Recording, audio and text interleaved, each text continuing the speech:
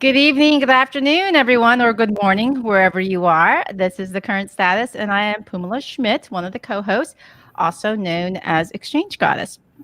And I'm joined today by one of the three co-hosts, Teresa. Teresa, you want to introduce yourself, and then we can go on with our guest.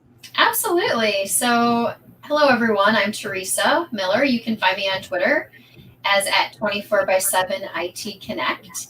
And we are joined today by our guest, Leah. Leah, do you want to go ahead and introduce yourself? And while you do that, I'd actually like to hear a little bit about what you're doing at the company you work for as well. A little Okay. update.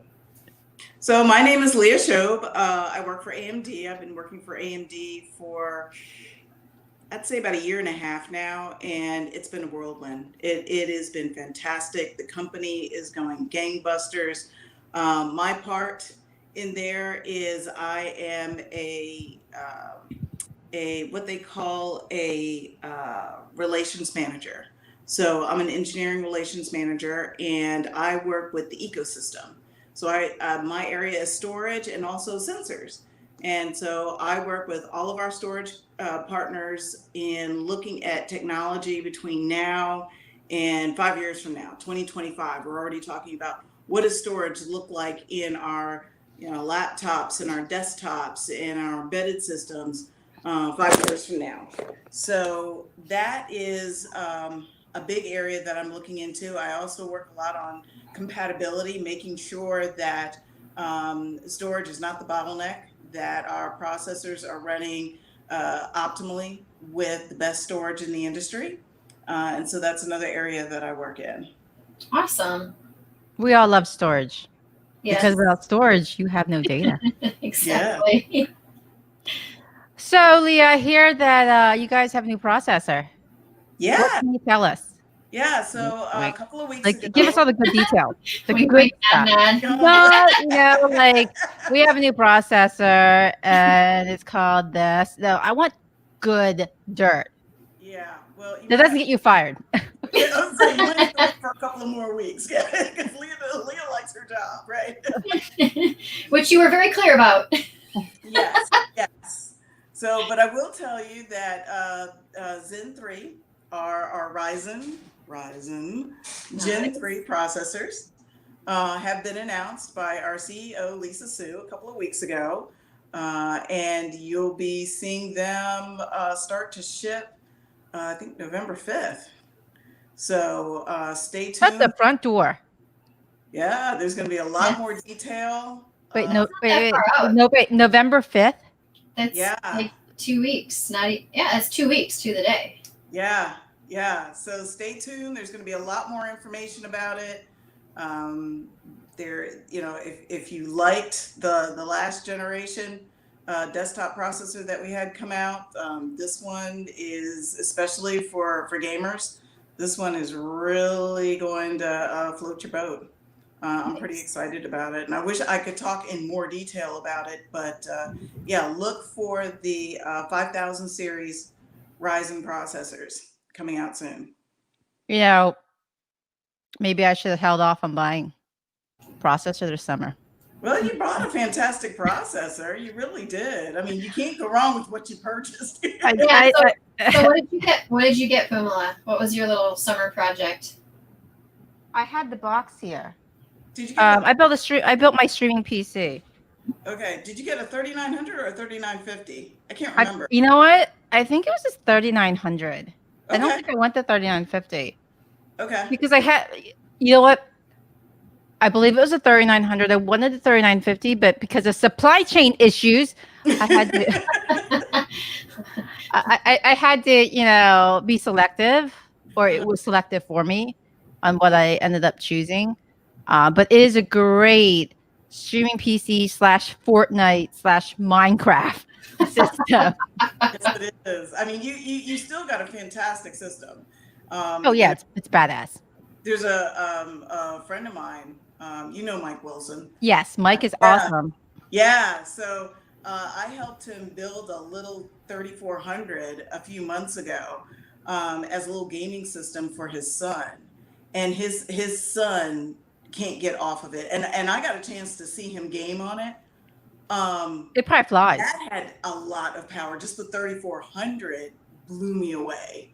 You Nice. know. So we have a Yeah. question. Yeah. One of our viewers asked for the Gen 3. Can you say anything about clock speeds and core counts? Do you have any details you can share with that? Wink, wink. November 5th. Gosh, come on, Leah. Give me something. So that's when the big press release will come. Yeah, They have to wait. You're as bad as us at Microsoft. Yeah, like I know. Under lock and key. Well, you know, we're not the only ones that have something big to announce around that. Xbox has something big to announce for next month. What is it, November 10th? Maybe. Yeah. Maybe. Yeah. Maybe I got a pre-order out there. I don't know. It has lots of AMD goodness in it, so you know. Yes, that's so. I remember you saying something about that the beginning. I was gonna say last year, but it was actually this year. All the years are starting to flow together now. But yeah, you had mentioned something, and it just kind of like went in and went out. But then I was like, oh, so that's what she was talking about. Maybe I should have paid attention a little bit more then. Yes, we'll have. There's going to be something that's going to be dropping on the Xbox side in November as well. So, yeah, you guys announced something for the I think the S series and the X series. I think you guys, you know, same thing as us. You just kind of put it out there, but didn't give any details. You know. So, supply chain. Yes. I want to talk about that, and I'm not blaming you. You are one of my dear friends. I'm not blaming you, but so when I was building the streaming PC, I just had difficulty finding stuff. You know, as you know, I texted you multiple times, like, Leah, can you find me this? Can you help me with this? You know, we went to Mike Wilson, who's awesome. He helped source some things for me, but as a consumer, it was just a pain in the ass. Just, you know, between trying to find the parts, but the price gouging was ridiculous.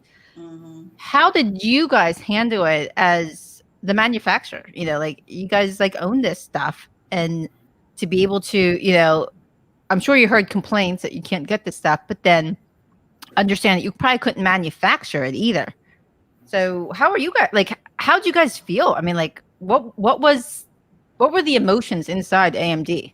Okay, so to be very clear, AMD is not a manufacturer, so we sold our fabs a long time ago. Well, we used to have fabs, but we sold them a long time ago, and basically turned into a design house.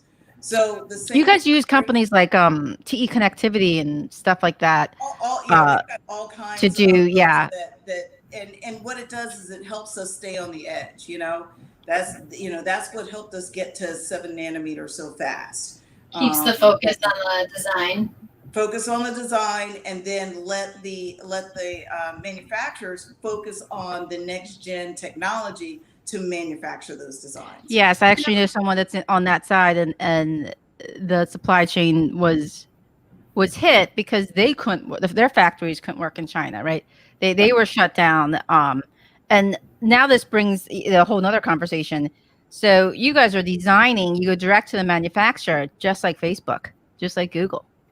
Because they do similar. Yeah. They do similar because I there's somebody I know that actually has accounts with AMD, HP, IBM, right, plus Facebook and Google, because they're going to the they're sometimes, well, for the most part, they're actually bypassing you guys and going directly to manufacturer and say, well, here's what we want. Yeah, it appears that way, but actually it's a collective. We actually work together as a group. So, you know, you have the what is our end user, which is the seller of products. Then you have the folks who are actually designing the core products, and then you have the folks that are putting the products together. So the three of us as a triangle work together for that product to go out the door.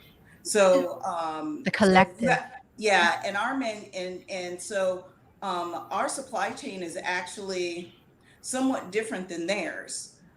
because they're designing from, more from the component level. They have, requirements, and they go to, a white box house or anything, just like other companies do that need to have, a product built for them. Sun Microsystems did that too. Sun Microsystems, a lot of people don't realize that they were a design house, and they contracted to have their processors built and their chipsets built. So it's, that's a different supply chain than putting together components to build a system. But all of them are affected the same way because, as you mentioned, China and other parts of Asia that build the basic components that we need to get started all shut down. So everybody's screaming, So you obviously care, like even if you don't manufacture the equipment, there's still stuff going on at AMD that has people upset. So did you guys find different ways to deal with this? I mean, or were you just waiting for those plants to open? Like, was there a shift? Was their money lost? Yeah, we actually had to wait. And you did have to wait. Okay. As we're designing systems, we also have prototypes. So we send away, have prototypes built, as part of our design. So we had supply chain issues with that, even trying to develop our systems. But our supply chain guys were heroes, and somehow they figured it out, and we still came out on time with our products and our designs. But I know that some systems manufacturers and system sellers, they were late to market because of supply chain issues from other areas. So, for example, some of the early gaming laptops that came out this year, the first couple of gaming companies like, Asus and Gigabyte, of course, they had supply chain issues. So, they were able to launch their product, but it took a little longer to get it. And so like Mike, as we talked about earlier, he tried to get one of those gaming systems and it took a while. So the supply chain was all up and down the path. But one thing, so you got the supply chain issue going on one side. Then you've got the country shutting down on the other side, where everybody's suddenly working at home. There's no longer one PC for the whole family. There's no more one device, one device for the whole family. All of a sudden, you have to have multiple tablets, multiple PCs, multiple this, multiple that. And so that's exploding. So the demand goes way up as we're having trouble filling the supply because the supply chain had shut down.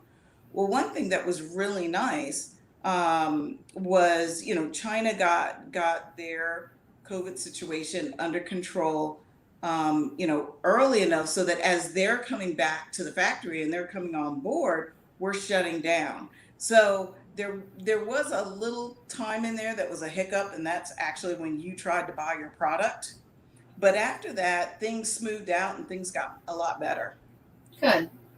That's good. I still wonder if there weren't some learning opportunities that has AMD or even other companies trying to kind of pivot a little bit, right? To protect themselves from massive shutdowns like that again, right? Yeah. Because the supply chain as a whole was disrupted, but. Right. I know for us, we've always had backup plans. So, if we thought that our schedules were going to get threatened in any way, we had other ways and other means to get what we needed done. So the release of Gen 3, was this the original date, or was this actually pushed back? The gaming platform, yes. So it was pushed back, or this was the original date? They hadn't had a date.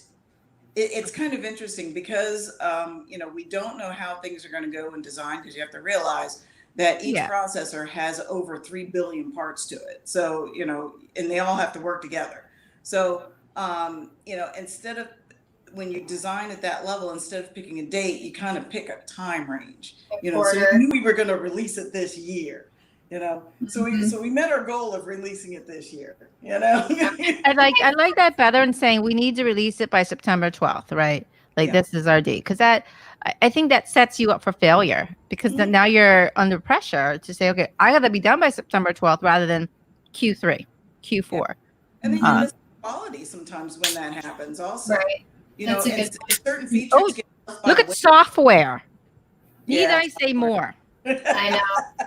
I need to keep my mouth shut or I'm going to get fired. Yeah. Well, it's true though, but that's good. I'm glad that they approach it that way. I know some companies do. Actually, we do over at Cohesive. And John goes, NVIDIA, they can't It's make not- enough GPUs to save their life. Yeah. You're shooting for a quarter, right? Mm-hmm. And then the date comes. The date will come later. So what Cool. else is going on, Leah? I mean, we haven't had you on the show we just came back, our reboot, but it's been several years. Besides pandemic, are you anything else you're doing on the side? Any side hustles that we need to know about? Well, I bought a new smoker last summer, and I'll tell you, This meat church thing. You need to talk about this meat church thing because I keep seeing it on Twitter. And I'm like, you're doing this, but you're not sending any. So that's what's the deal with that? For those that don't know what's going on with this meat church. Well, if you send me a FedEx number, I might be able to overnight you something. Because that brisket you cooked. Oh my gosh. Oh, it's I love amazing. smoked brisket. The photos looked amazing because I am looking for brisket for Thanksgiving. Okay. So interestingly family. enough, Leah and whoever else is out there smoking meats. So we have a smoker, and we weren't doing anything with it till the pandemic. And my husband's trying to make stuff, and I'm like, it's not like. I mean, it's fine, but it's not like that tender. I'm like, I don't think you're cooking this long enough. So I start looking around online, and I start pinging people, and they're like, yeah, we're not cooking this stuff for 14 hours. We need to cook it for 14 hours. I don't have patience for that. Like, I'm like 14, like really? I want to eat now. Well, see, what I do is I start the night before. Worth it. Yeah. So what I do is about 6 hours beforehand, I'll inject it. I make my own beef bone broth, and I inject it with the beef bone broth, and then I let it sit for 6 hours, and then I pull it out of the refrigerator a couple hours before I'm going to put it on the smoker, and I cover it with Holy Cow Meat Church, and then once it raises I'm to getting room hungry temperature, again. then I put it on the smoker at like 180 degrees for the next 8 to 10 hours. And then I take it out and I wrap it up in either butcher paper or foil, and I put a half a cup of that broth in there to kind of steam it up, and then bring the smoker up to about 220, and wait for the meat to get an internal temperature of about 205, and then I take it out of there, and then I put it in a contained space for a couple hours, like an oven or something like that, just to keep the temperature constant. And then I cut it. And it just falls. So what? Sounds amazing. I guess I won't say what possessed you to get interested in this, but other than food, but like what really got you interested in doing all this meat cooking? Well, I've always been a cook or a chef. When I was working for Intel, I was in a pretty. Oh wait, I forgot you worked for. I love it. I was in a really stressful job, so I signed up at the culinary school and went through culinary training, and so I've been cooking ever since. And and instead of going to restaurants, because now restaurants raise their prices, and there's just all kinds of contact issues and everything. It's like I'm ordering everything from the grocery store and I'm putting it in the smoker. And the smoker I got, speaking of high tech, I can monitor that thing from my phone. So I can go in the office and handle whatever I have to handle in the office and control my meat at the same time. What's the name of your little thing? Yeah, I got a Traeger. Oh. Yeah, got a Traeger. See, my problem is I I don't have the patience. Like I'd probably want to like open it up I actually and think like you pick do. a little bit. No, I think you could do it because the final product is so No. fantastic. No, Mm. I It's couldn't. You so know me, worth it. Teresa. You know me. You really think I could sit there and let a 3-pound brisket Oh, cook? no, no, Well, no, baby. No, they're it's usually about 8. Yeah. What did you say, Leah? 13 pounds. Oh, you do 13. I do 8. it was a big slab of meat. You Yeah, really think I could let that 13 sit pounds. and cook in front of me without me drooling the whole time? So it's the resting process for me that's hard to get through. Yeah, that's Like hard for me. I couldn't. Again, no, I no, literally have no. to leave the house. I have to put it away and go do something. You know? No, I couldn't do it. I'm sorry. I let everybody else cook for me when it comes to that. So I'll now grill a steak because 5 minutes aside, if that, maybe like 3, because sometimes I just like it seared. But yeah, flip, I'm done. Longer than that, no, somebody else cook it because I'm probably gonna try to eat it right off the grill. Mhm. Well, I'm hungry. I'm hungry. Well, both of you have seen me Well, see, that's why when you I'm have hungry. a grill also. So the grill keeps you busy in the meantime. So I have two things. I have a smoker, and then I have a big Weber grill that goes up to 700 degrees. Nice. So we talked about meat. We've talked a little bit about AMD and this new processor. Yeah. What are you looking forward to once life, I don't want to say returns to normalcy, but returns to somewhat of a normal, Yeah, we open right? up. Yeah. Basically, I'm looking to get back on the road. I mean, I love being at home. I love doing all my home projects. I repainted my house, did new carpet. I'm redoing my house, and just to keep me busy. But I'm really itching to get back on the road, and I know the first thing I'm going to do is end up in Asia for a month, and I just can't wait. That's awesome. I think a lot of people are thinking the same thing. Getting Mhm. back out. I'm the same way. Like I actually miss being on an airplane. And I live Yeah. near an airport, so every morning these airplanes fly by, and I'm like, "Oh, hi, hi." I Yeah. wonder though, because as long as we're going to be grounded here, I actually think there's going to be some withdrawal from being home.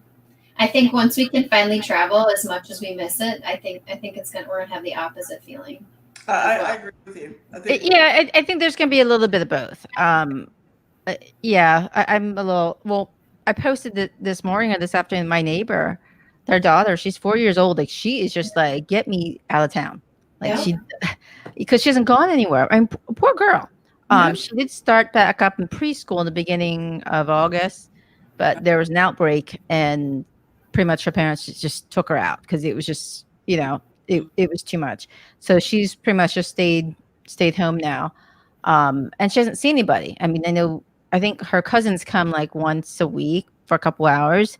They play outside, but I feel bad. She's 4 years old, and this is what she is. This is life for her. So Oh, yeah. now she comes across the street, and then she walks. She just opens the door, the front door, walks in, doesn't say hi, like it's like her home. We Mhm. actually joke it's her playhouse. She comes in, goes straight to the living room, sits down in the dog sofa with the Mhm. dog, and just starts playing. And like I look up, I'm like, oh, she's here. Yeah. What are you gonna say? My- What are you gonna say? Like her dad brought her across the street, and she's like, he's like, I hope you. I'm like, I totally get it, and it's her getaway, right? And she said, I need my space. I'm like, you can have your space here. My neighbor, his son just turned 4, and same thing. He's taking off to neighbors' houses that had playscapes and play on their playscapes. Mm-hmm. Because he just needs to get out. Need something different, and people need people, but we need different people than those that are in our house. Like, Oh, tell me about it. Tell me about it. I want to like. We need that variety. I mean, we live off it. We need We need friends. We need we need a change of scenery, and just seeing how much this affects a 4-year-old.